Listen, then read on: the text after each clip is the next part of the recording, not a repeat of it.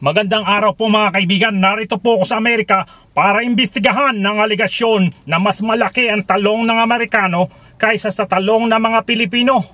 Tignan po natin, papasukin po natin at sisilipin ang kanilang mga talong. Ayan po ang talong ng Amerikano, ito naman ang talong ng Pilipino. Ayan po nakalagay, Filipino, eggplant. I-compare po natin, kukuha tayo ng isa rito at kukuha tayo ng isa rito. Ayan po, nasa kaliwa po ang talong ng Pilipino, ang talong ng Amerikano nasa kanan. Yung talong ng Pilipino ay mukhang mas matigas, itong talong ng Amerikano ay malambot.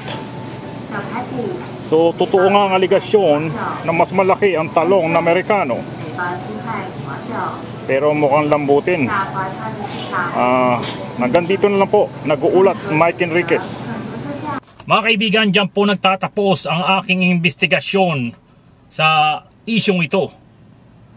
Nakakalungkot isipin talaga na mas malaki ang talong ng Amerikano.